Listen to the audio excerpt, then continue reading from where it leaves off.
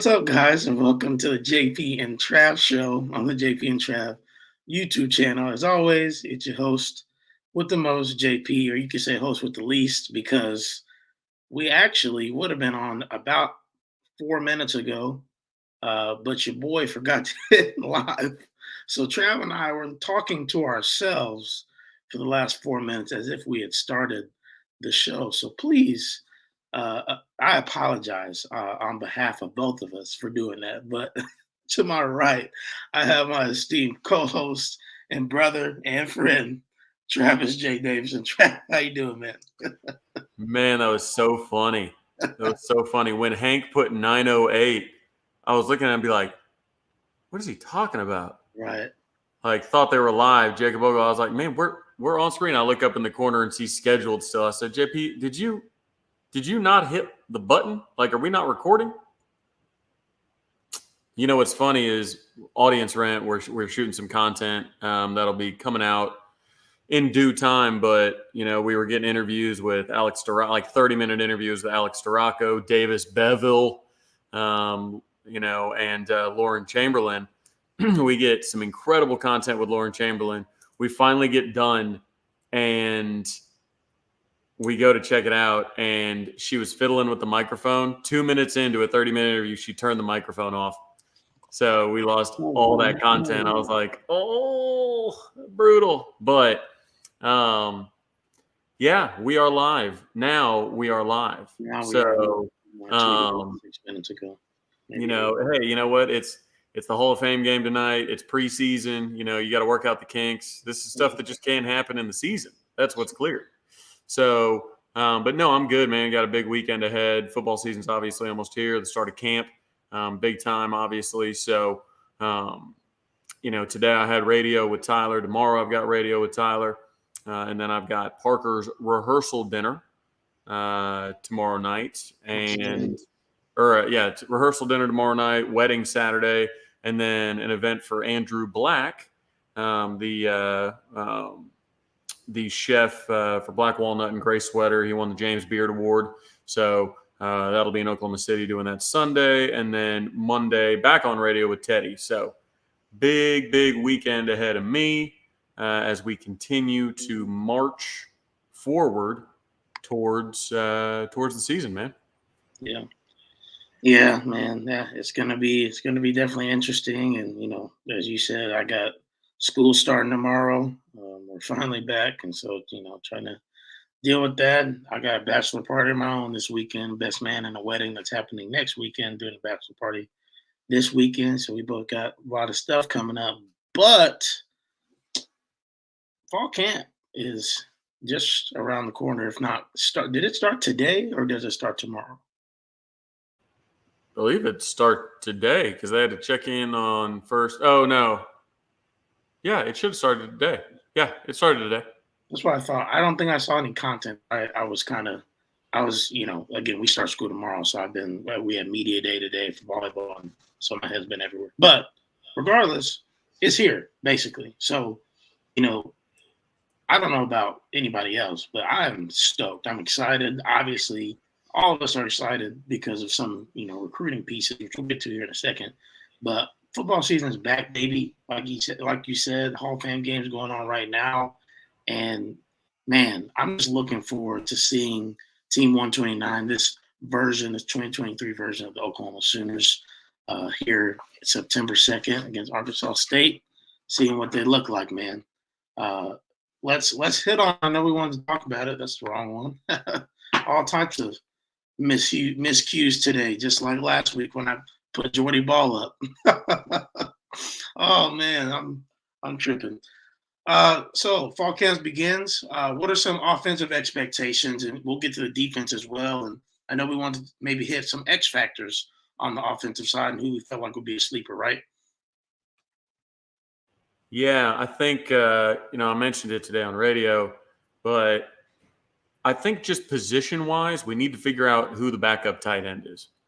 Like, first and foremost, Austin Stogner is going to have a great season, but he's got to remain healthy.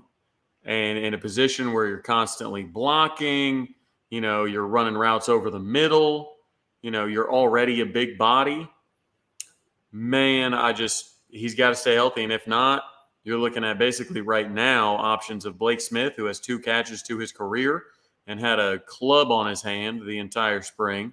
Cade McIntyre, who kind of gets my vote for kind of breakout player over the spring because he's going to get a lot of reps.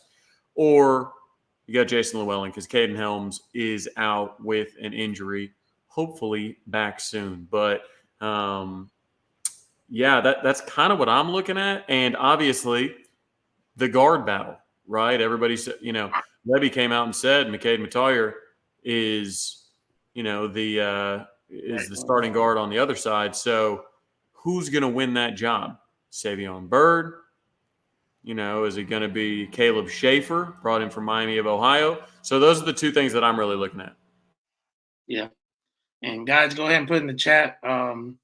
Make sure you put what your sleeper is, who your sleepers are, or even maybe X Factor, whatever you want to call it. But, for me, I'd like to see what Javonte Barnes and, Gavin Sawchuk, if you will, the running back room have in the tank. I think they need to be I guess I would say that's more of an X factor, I guess, than sleepers per se. But they need to be, really good for us to go where we want to go. And I think they will be. But definitely excited to see, what they look like. And hopefully we see a running back one towards the end of camp. I don't know if it's going to be a situation like it was with Samaje and Joe. That's what, some people have felt like maybe that's what it's going towards, kind of a 1A, 1B, if you will. I don't know. But what happened? Oh, people in the chat bringing up Marcus Major. Bringing up Marcus Major like it's 2019. Not again. So that man ain't done nothing in 3 years. Don't get Trav started. Hey, I hope he breaks out. If Marcus Major stays healthy all year, there's no reason he shouldn't succeed. Yeah. But we're just waiting for that to happen. I'm glad you brought up the running game, and I'm glad people are bringing up the running backs, right? Because we need to be a run-first offense this year. Yeah.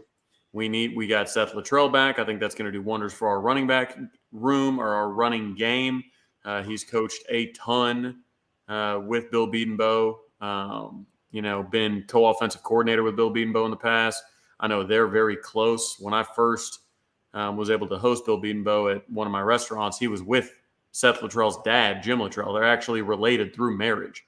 So that's getting them back together, getting the offensive line and running backs another year with Schmitty is going to be big. We led the Big 12 in rushing last year. I think a big difference is going to be, JP, run the ball, but run it and then let a little bit of clock bleed. Yep. Like, I'm not going to be mad if they let a little bit, get up to the line, use pace, as a weapon, but just wait, just let the clock bleed. Because, JP, I'm a big believer that if we just took last year's defense and we shaved 15 snaps a game off of that defense by extending drives, then we probably win 8 games, 8 or 9 maybe. So that's the thing. The offense, if they can sustain drives, if they can be much better on 3rd and 4th down. Jeff Lebby says the best way to convert on 3rd down is to never get there, right? Is if you just pick up first downs on 1st and 2nd down over and over, you never have to worry about it. But that's the thing with getting that run game going, and especially the quarterback run game. Getting Dylan Gabriel outside the pocket on some designed runs, get upfield.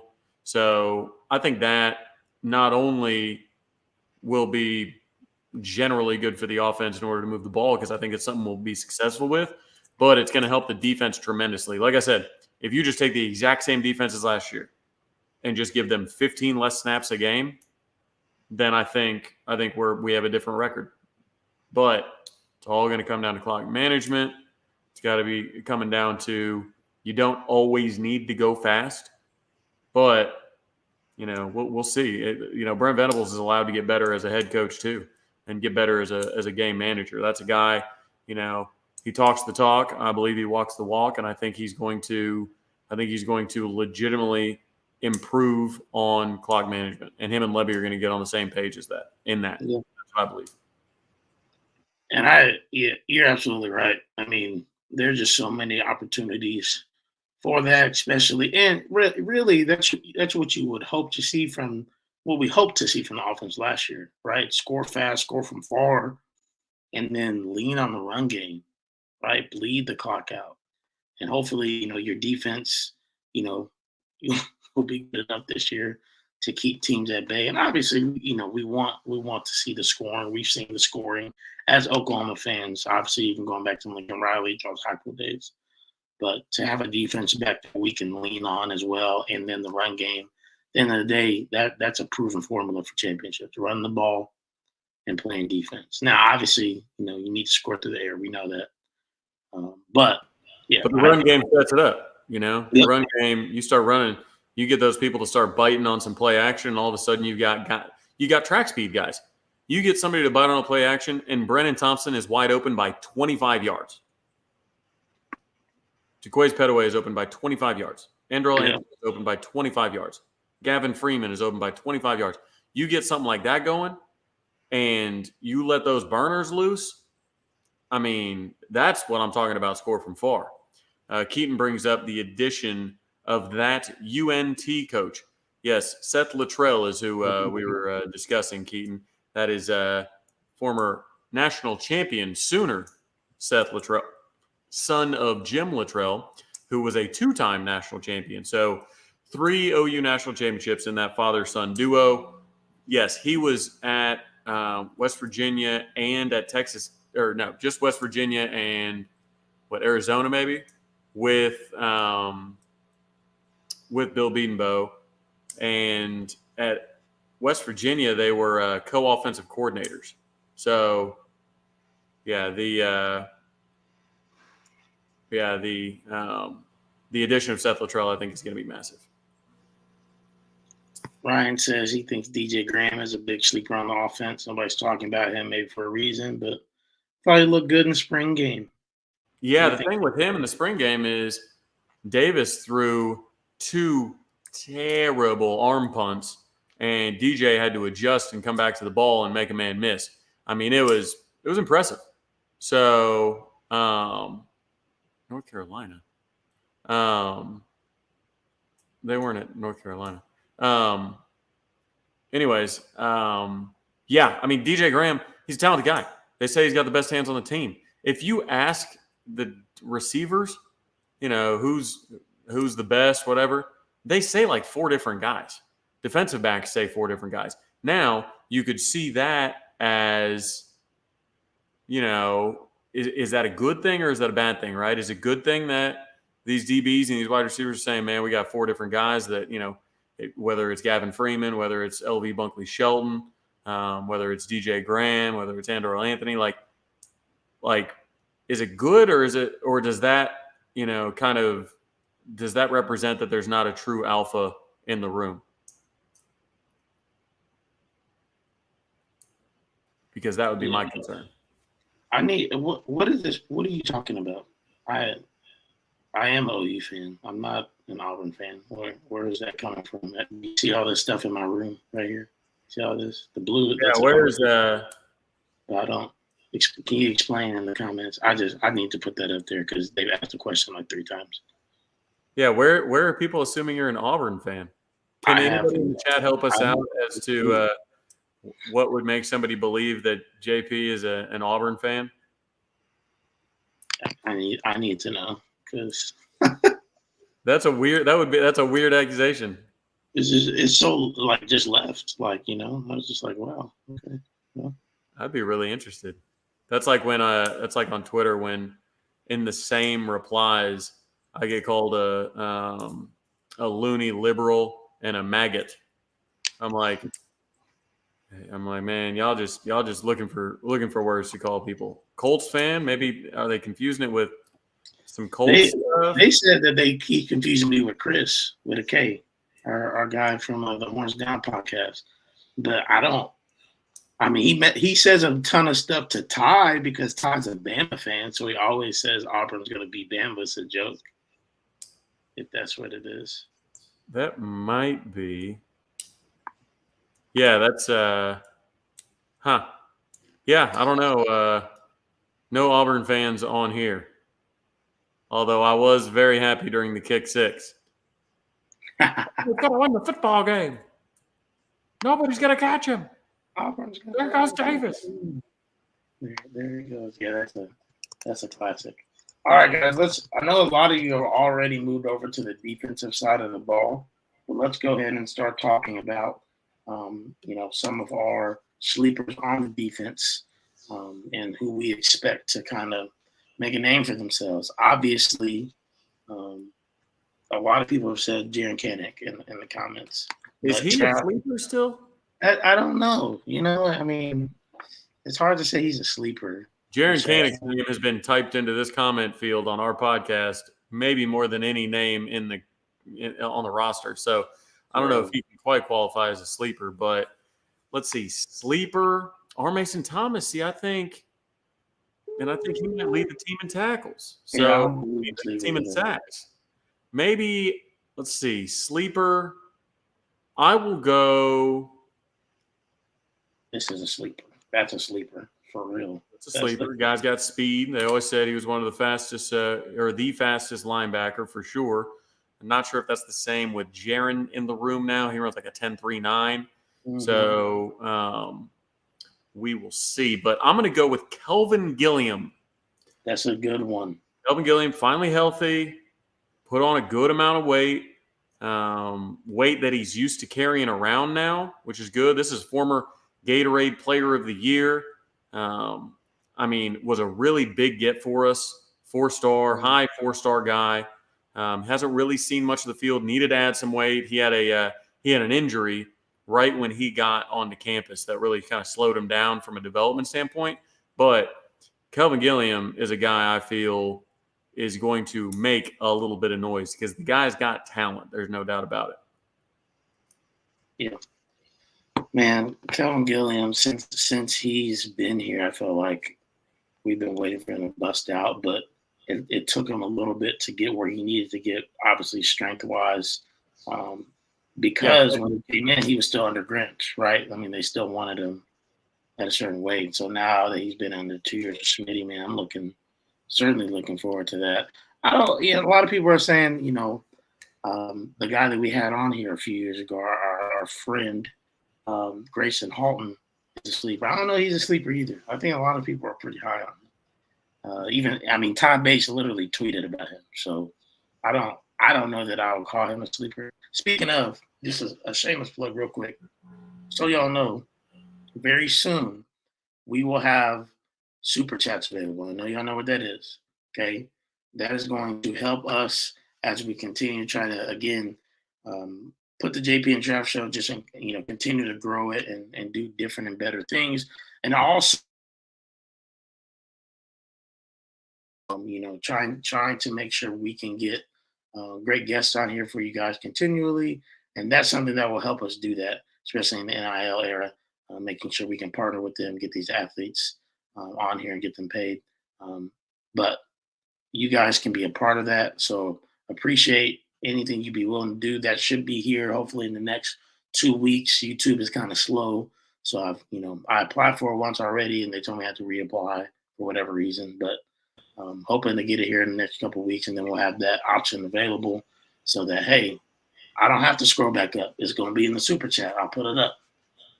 Right. And part of that, guys, is, I've been talking back and forth with Hauk and communications, media relations guy, Mike Hauk. And it is an absolute pain to try and get current athletes on here because requests have to go through his office. We have to explain what we're going to talk about, like in detail. And as you guys know, that's kind of tough for us because we're all over the place. We talk about food. We talk about dancing. We talk about, high school experience. We talk about what they're eating. We talk about the weight room. We talk about all kinds of stuff, right? Mm-hmm. So we have to line out what we're going to talk about. And then that's got to be approved by Brent Venables. So everything we do, if it's just a regular request, like a media request, we have to go through Hauk. We have to put it in writing. We have to get it approved by Brent Venables. And then it's got to come back to us, which during the season, there's no way we're going to bother Coach Venables. No way. The only way we get around that is if we do NIL deals for these athletes. And, we don't really monetize this. So by turning on super chats, that's going to give us an opportunity to bring on more athletes throughout the season. And try and just work with some different things. And that way, because if it goes through NIL, then Houck has nothing to do with it. Yep. So that's a way that we can kind of put this together. They can do it on their own time and sit there and talk about, whether it's the game, whether we have them on for a half hour to kind of talk about, just how the game went, what they liked, what they didn't like, this, that, and the other. So anyways, that's kind of the reason behind the super chat. So it'll help us continue to bring on current players or big time guests whenever we can, even some recruits and whatnot. We're going to try and do those things. So that will be coming soon. Truth be told, what the week we were supposed to have Grayson on, we hit that little bump.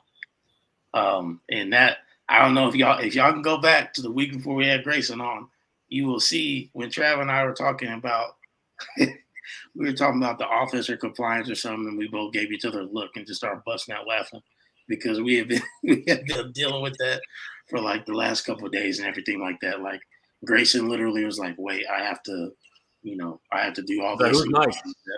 So it was just really funny. But yeah, that's gonna help us just continue to take the show to the next level. Appreciate everybody who's been with us since day one and everything like that. So yeah. But anyways, let's get back to this defensive X factor. Like I said, Kelvin Gilliam. I'm gonna go, or defensive sleeper, excuse me. I'm gonna go.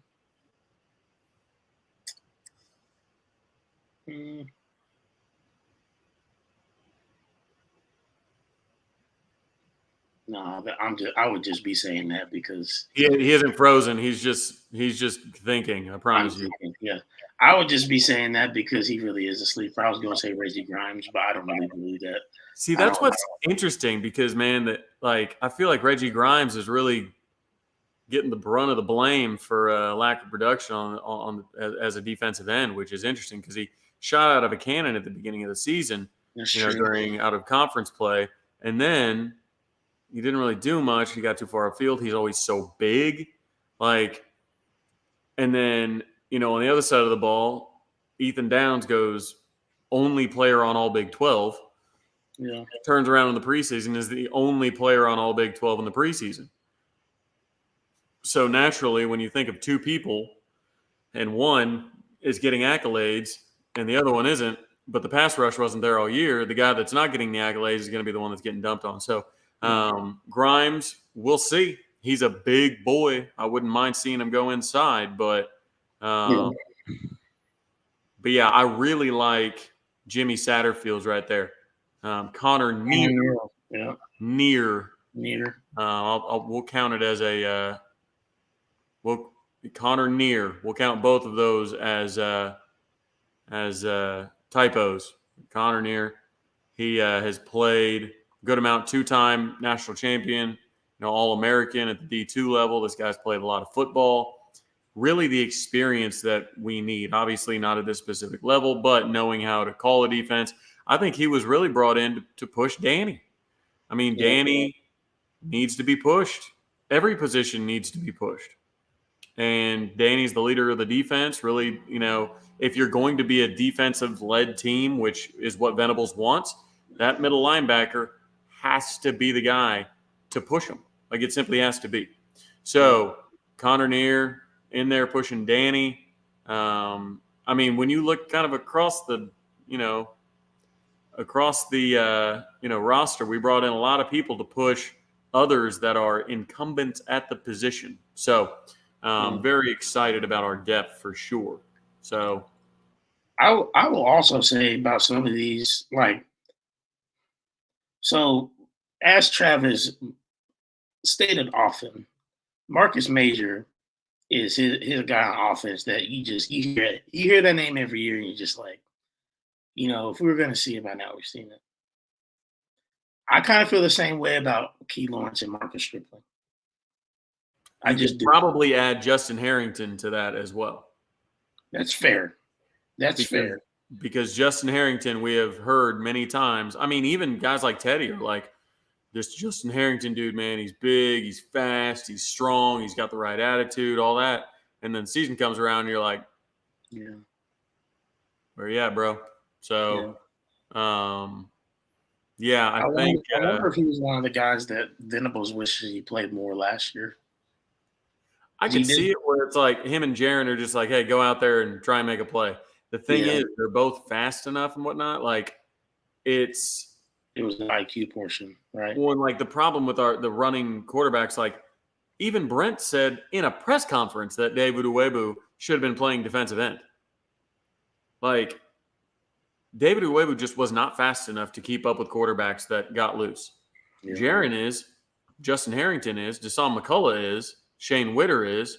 Like, that's what I think is going to be the difference. You're going to be a lot faster at that position this year. So I don't think you're going to get run all over with quarterbacks. Yeah. Corners. Yeah. Corner depth is young, but it is good.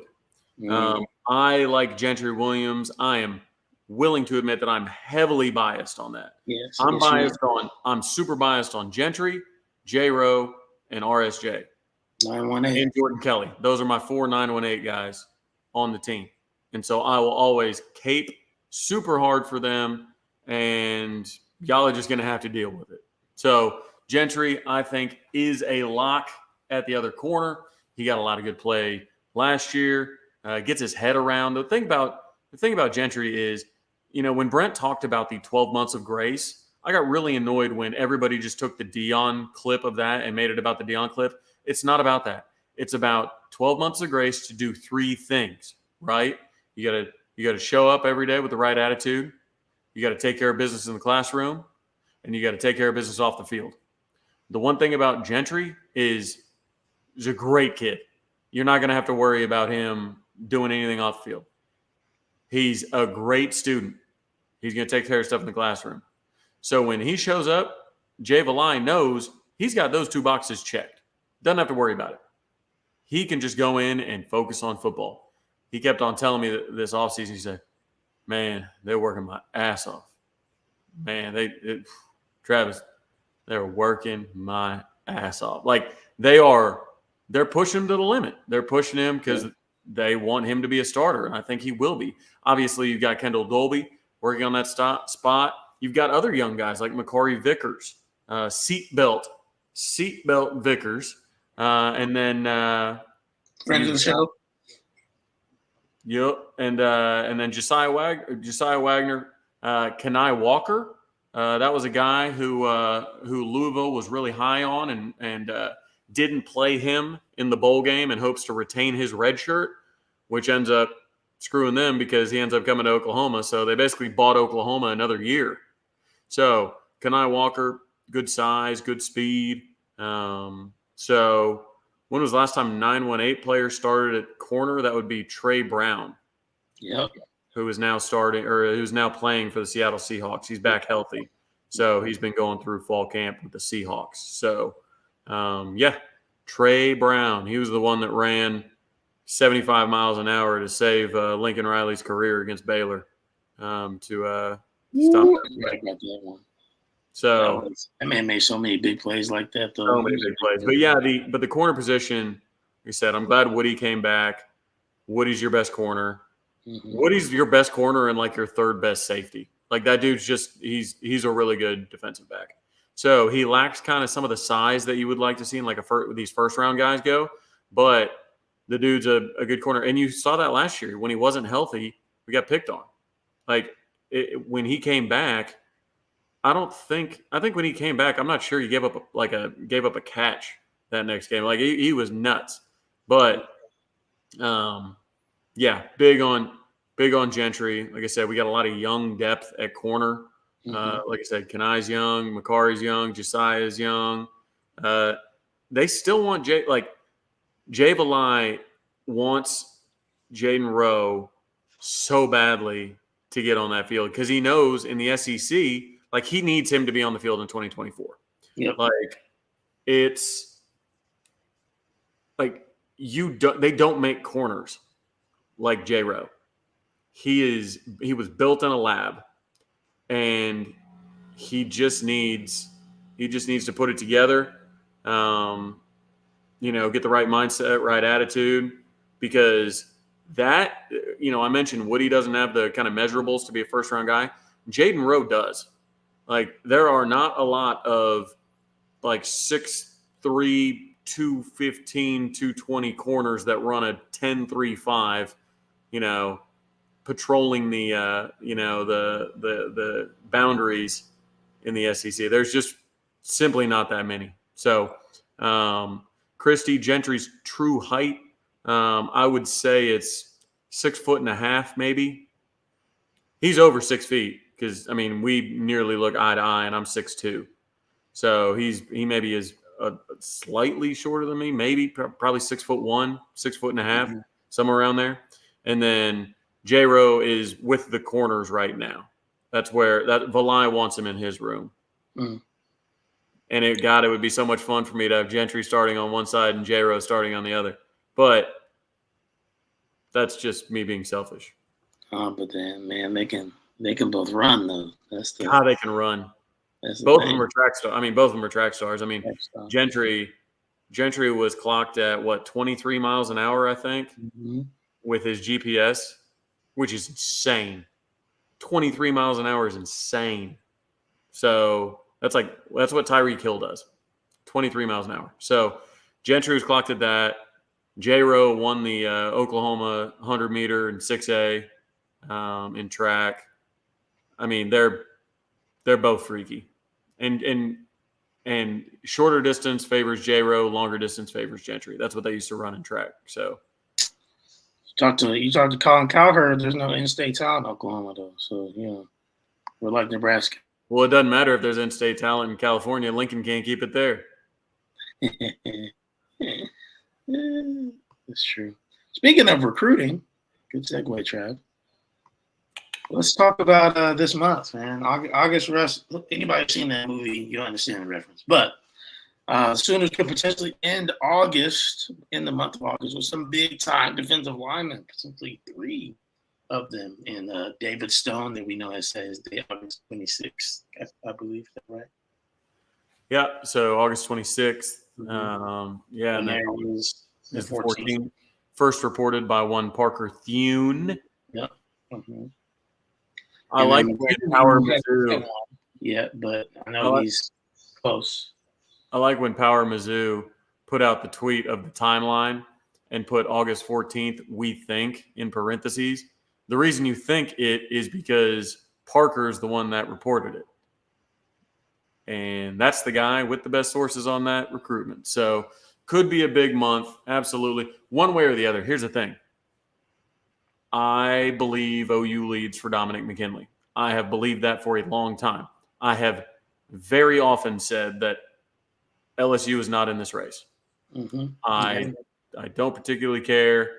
A lot of people know who I would get that from on the LSU side. I'm confident that he's not going to LSU. So when you look at it like that, I think OU leads. The fact that he's pushing up his timeline, and as unfortunate as it is that LSU's defensive line coach has to step away for health reasons, that is simply a reality. That he's not going to be able to catch up quite like they would have. And if he's deciding before the season, bro, you got like 3 weeks. Like you got 3 weeks. So, I don't know. It's with him, with Nwaneri announcing so soon, with David Stone. Those are guys that are trying to recruit that guy anyways. Obviously, We've got battles with Texas and Ohio State for McKinley's services. But this is why we brought in Todd Bates. And I know a lot of people wanted to hate on Todd Bates because of last class. Admittedly, he didn't have a good class last class. He would be the first one to tell you that. But he got bagged over Hicks, and naturally, I think he would even tell you that he should have pursued Raynaud a little bit earlier. And it was what it was down the stretch. But he's coming back with a vengeance. If he can close out these two guys, McKinley and Stone in the middle, dog, that's absolutely insane. It's insane. It's 2 5-stars. I mean, 5-star defensive linemen. Like we will send Todd Bates haters to the shadow realm forever. Like, as far as I'm concerned, because when's the last time that we landed a 5-star defensive lineman? What? Well, none as high ranked as Gerald McCoy. Okay, and we have the potential to get 2. Yeah, and Nigel will be a top 100 player. Yeah, Nigel's not announcing until September, though. I mean, that is nuts. So he's not announcing until September, but that's the thing. Like, if you pull those, and keep in mind, McKinley was supposed to announce on National Signing Day. Now, reports come out today that he wants to announce before the season. So, if you get him, and then let's say worst case scenario happens with Nwaneri, and I personally think OU will secure his commitment on the 14th, and I don't think they'll give it up. I do think that if somehow the worst case scenario happens and he ends up committing to Mizzou on the 14th, I really don't think that sticks, because I think Missouri probably loses 7 games this year, 8 games this year. I mean, I was talking to our friend Maggie the other day, and I asked her, how many games do you think you'd be favored in? And she's like, well, probably 5 or 6, something like that, 4, 5, 6, something like that. And I was like, well, I mean, if you just win the games you're favored in, then Eli's probably gone. Drinkwitz's probably gone. So I don't think it's a situation where Nwaneri's going to commit to a school. I don't care what kind of NIL it is. If he all of a sudden has 0 relationships at that school when they got to redo a whole staff. Very similar to the Gabriel Brownlow-Dindy, who was committing to OU and was going to be our big 5. That was going to be a 5-star defensive lineman. And then the staff changes, and there's uncertainty. And uncertainty is not something you want to sign up for. Nope. So, anyways, Sue Davidson has weighed in. It's a tough name to spell. Yes, Mama Sue. It's a tough name to spell, Mom. So I'll give you a little bit of grace on that. But Nwaneri, yes, will be a Sooner. So, hey, I couldn't say it. I couldn't say it for weeks, Mama Sue. So I mean, Mama Sue is really the real recruiting insider we all didn't know we needed. She is. She's the ace. Go ahead and tweet that. She's the ace. So, but no, I think with that, I think Stone commits to us. I think McKinley. I think we lead for McKinley. I'll put it that way. Yeah. And then I do think that, and I think that one's really the Todd Bates special. Like, when we talk about Stone, like, a lot of people will say, well, he's from Del City, all of his best friends go here, he tried to commit even to the old staff, like, blah, blah, blah, right? Like, they won't give him credit for Stone. Like, they should give him credit for Stone. I will. But if the McKinley one is really like okay, let me flex on him. Like, this is the McKinley recruitment is his Sistine Chapel. Yes. Like that's gotta be who he pulls in. So with those two, and then he's got a big hand in the Nwaneri recruitment, no doubt. But I think it is, even if it's at 51%, I do favor OU to get all three of them. But again, it's recruiting. When you're recruiting 5-star defensive linemen, never know. Never know what can happen.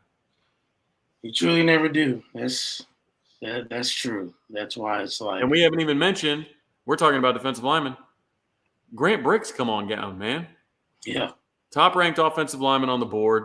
The apple of Bill Bedenbaugh's eye. If Bedenbaugh lands him, I don't want to hear any Bill Bedenbaugh slander. I don't want to hear any Bill Bedenbaugh slander for the last decade anyways, so you missed that. Exactly. But if he lands Grant Bricks, we all good. We all good. So there was somebody on the text line the other day that said they will get GB branded on them if Bill Bedenbaugh lands Grant Bricks. What? And I was like, they were saying, it's like, hey, look, we've got to have Grant Bricks do the branding. Because he's a country boy. He's branded stuff. So we need somebody to make a GB brand for that particular texter to get it branded on him. I know somebody in the chat can do it. Somebody make a brand. Somebody. But yeah, Bricks would be big. I mean, like I said, all these guys. We're waiting for a date on Eli Bowen. You never know. Yep. You're waiting on Boganowski, to announce. You've still got a lot of top talent on the board. And was it Shane Lewis? Are you Sugar Shane?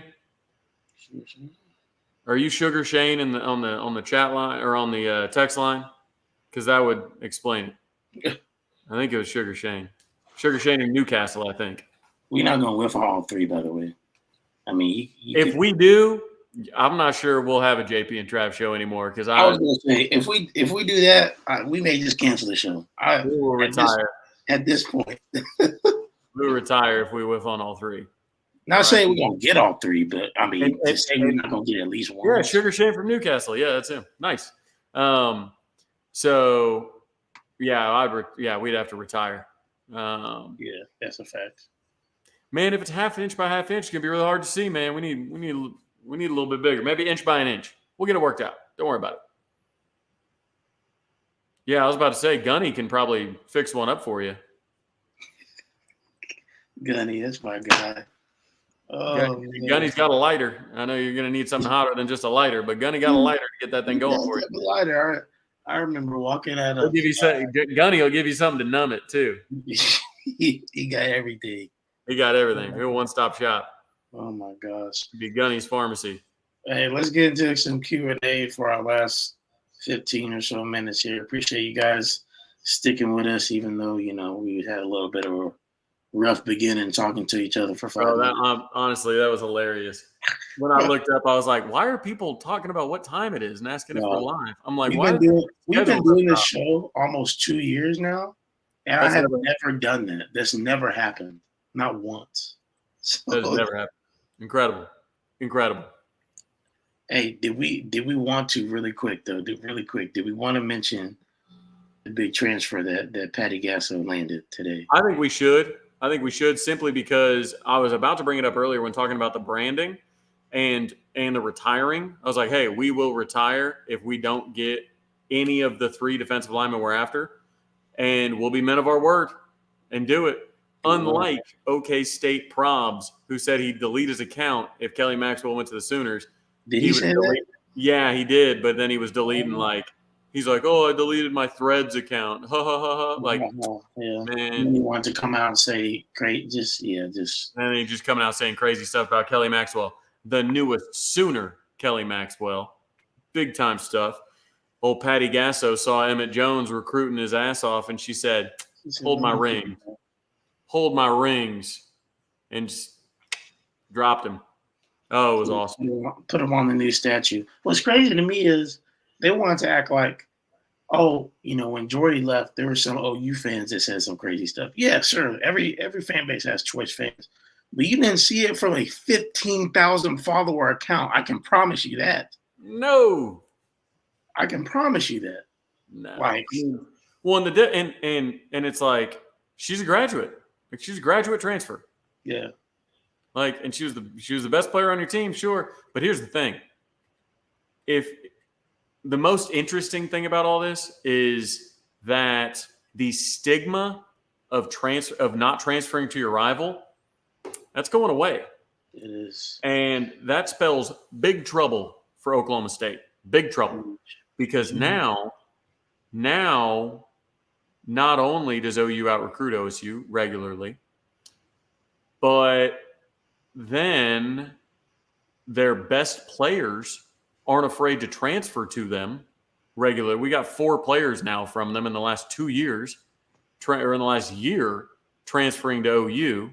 So now the stigma is going away as it continues to happen. And then we pick up a defensive end from Edmond Santa Fe on a preferred walk-on offer who turned down an Oklahoma State full ride, full scholarship offer in order to go walk on at OU. I don't know what Oklahoma State's supposed to do. Unless you grow up loving Oklahoma State, I don't know what your path forward is, because if OU can just wait to see who OSU's recruiting and then say any of their in-state offers, you just tell them, hey, we'll give you a PWO offer with NIL if you want to come play in the SEC and play at the University of Oklahoma. Like, they might just kneecap OSU's in-state recruiting efforts. Shoot. I mean, especially if Trace Ford has success, and especially if Kelly Maxwell gets a ring. I mean, you're talking about like, uh-oh. Like, all their best players are going to go, man, I kind of like that Norman over there. Hey, on a short list of things to talk about, if the Sooners won a 4th ring, you might be talking about the greatest dynasty in the history of college sports because of the time in which they're doing it specifically. Yeah. UConn women's basketball is like the only thing I could think of. John, I mean, if you're thinking college sports, like John Wooden's team, like his UCLA teams, but current level of softball, you brought it up. There's so much competition, man. Yeah. So much competition. Yeah, for real. But hey, ask these questions, y'all. Big time get, obviously, for the Sooners. Patty Gasso continues to be just stone cold, and her statue is going to be great too. Who do you think gets the starting left guard spot?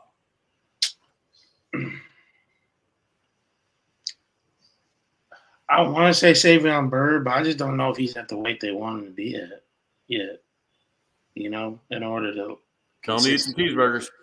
Yeah, in order to consistently be there. So, I mean, they probably will throw. I think Schaefer may end up being there by September 2nd. I do. I think everybody wants Byrd, but I do think he's got to gain a little bit more weight, just a little bit. Yeah. Maybe he can play through the out of conference play or something like that. The thing about Bill is he's going to make some different things work throughout the season. I mean, you look at last year, obviously Wanye Morris was suspended, and the offensive line looked much different after that, obviously getting an NFL guy back at tackle. But when you've got to get in-game reps, and Bill will tweak it and he'll find the right grouping. So Troy Everett, Lloyd Grissom brings up Troy Everett. Yeah. He's kind of the backup center, I believe, is what he's going to be kind of focused on, at least early. That's what he played when Bill Bedenbaugh first saw him. It was against A&M, and in that game, he was playing center. I know that's kind of what he wants to keep him at. So, I mean, you're looking at guys like Jake Taylor, Savion Byrd, Caleb Schaefer. I didn't realize Caleb Schaefer's from Indy, by the way. Oh, yeah? So suburb, north suburb, but I didn't realize that was cool. Anyways, go ahead. But, yeah, I mean, Caden Green's a tackle. So, at least as I understand it, he'll be tackle. So, Caden, Jacob Sexton, Walter Rouse, like those are guys that are tackles. They wouldn't throw Bates in there, would they? Don't think so. I don't think so.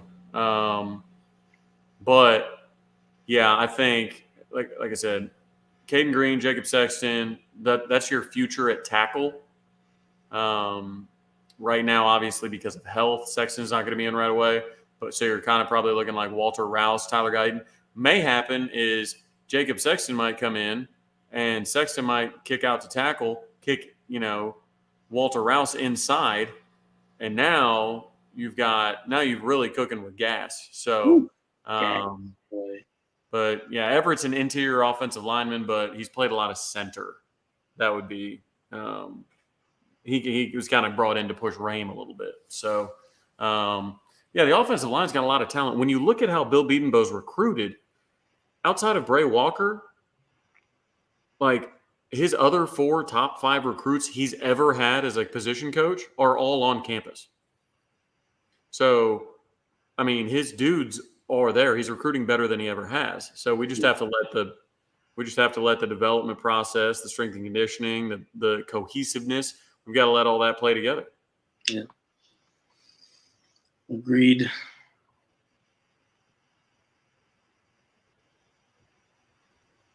Yep, Logan Howland coming along. Does the SEC add any teams soon? I selfishly hope they hold off. I don't think they do. I mean, I hope they hold off because I just hope they aren't pressured into taking teams out of panic and trying to get to 20. yeah. Like so, that's what I like. I don't want them just adding up a bunch of teams and then us going back to divisions and then not getting to play all the SEC teams that we were super excited about. Right. That would be frustrating.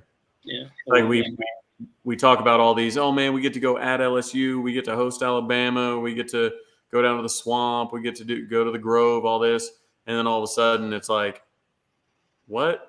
We don't get to go to LSU, but once every 8 years, and now we've got to go to we got to go to Chapel Hill and play Mac Brown. Like, what are we doing here? Like, so I would rather not. I would rather us keep it that way. But Drew Smith asks, is Okoye being recruited as D lineman? Defensive end. Edge player, if that's edge. What you want to call him. An edge, uppercase edge. So, man, that's the $1 million question, man. I mean, if you ask any of the coaches or players, they'll tell you Gavin Freeman. But I still am holding all my stock in Nick Anderson. I'm fine with that. I really do think we have more talent than people think we do. Well, I honestly, here's the thing. I honestly think that losing Cale Gundy really affected our development last year of wide receivers. Yeah. And I think Emmett Jones is reviving that. And I think a lot of us are sitting here going, man, we have a lot of talent in the room, but J.J. Hester, LVBS, Nick Anderson, Jaden Gibson, DJ Graham, none of them really stepped up last year in the wide receiver room. What's going on here? Well, I love LaDainian Washington, but he wasn't ready for that position, as evidenced by the fact that they didn't keep him in that position, even though some players wanted to keep him in that position. And then he goes out to Western Kentucky, and then now I think he might be an assistant. I don't know, like a analyst type with the Chiefs, maybe. But Drew, I was talking about players that were on the team last year. Petaway was on the team last year. So it's those guys didn't really crack the rotation last year. And I think a lot of people were thinking, man, we got all this talent in the room. What's going on? I think honestly, it's when you lose your wide receiver coach, like right before the season, like you're not gonna develop wide receivers. Oh, okay, I got you, Drew. Yeah, that's the problem is, Cale was one of the best position coaches, still could be one of the best position coaches in the country, and all of a sudden you lose him abruptly, and you don't necessarily have a plan. You've got to promote from within, and then you go get Emmett Jones, and that guy's the real deal, as evidenced by the places he's been and the success that he's had. So recruiting too. Recruiting. Yeah, he's a monster.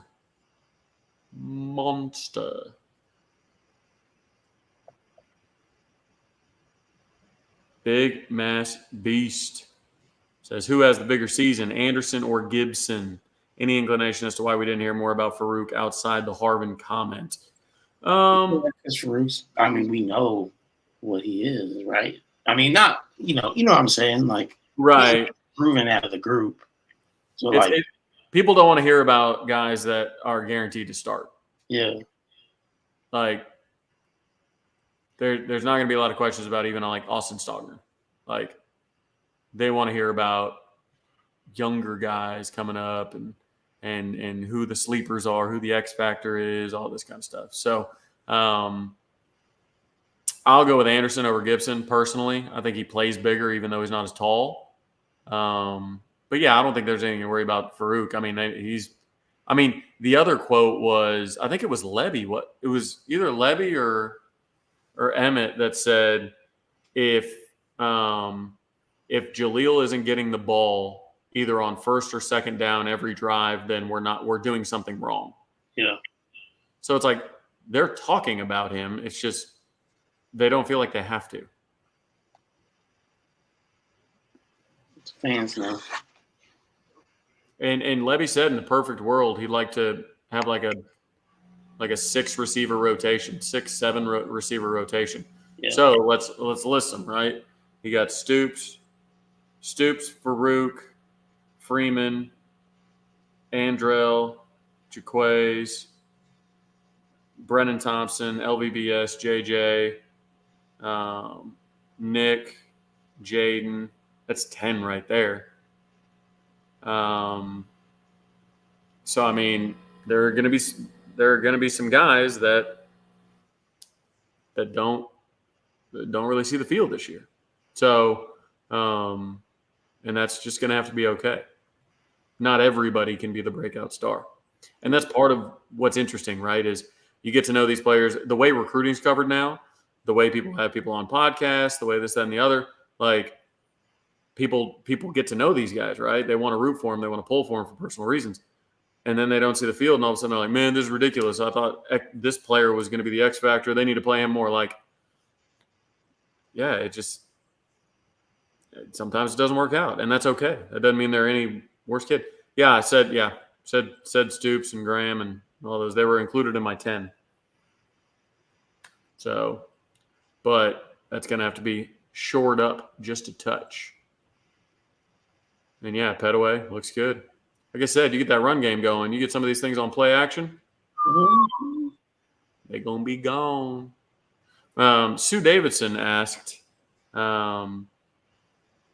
who's going to be in the cheetah position?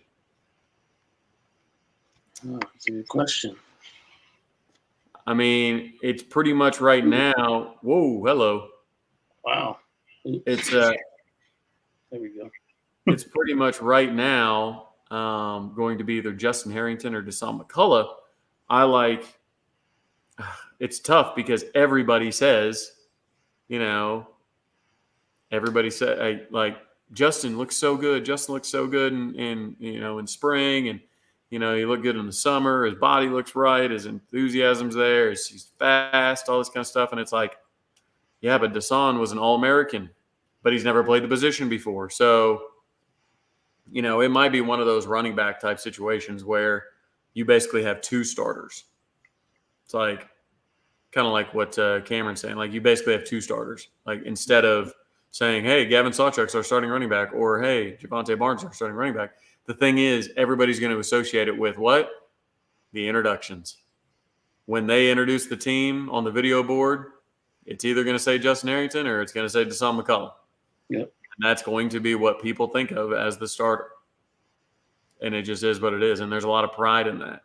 So you can say, hey, we're going to rotate, but there's pride in, that first snap of the season or that first snap of the game. And in that introduction, who's listed right there. So, but yes, both will play a ton. We know that much. It'll be exciting to see, I'm telling you that. Even with the jokes. Man, I feel bad because I get labeled as a Marcus Major hater. I'm not. I'm a Marcus Major waiting to do something to prove that all that immense talent can be unlocked to her. Not a hater. Not a hater. Just a sitting waiter. Not a hater, a sitting waiter. Yeah. Agreed. Well, we're about out of time here, so appreciate everybody that came out. thanks for everybody that continues to support us and whatnot. And it's going to be a fun season, man. Looking forward to being able to talk ball again, being able to actually have games to talk about, break down what happened on the offensive side, defensive side of the ball, etc. And yeah, it's gonna be a good old time. Looking forward to it. Trav, are you ready, man? Man, there's 77 likes on here. See if you can get it above 85. I know a lot That's of you in it. here. There's like 200 of y'all in here. Just hit the button. 77 likes.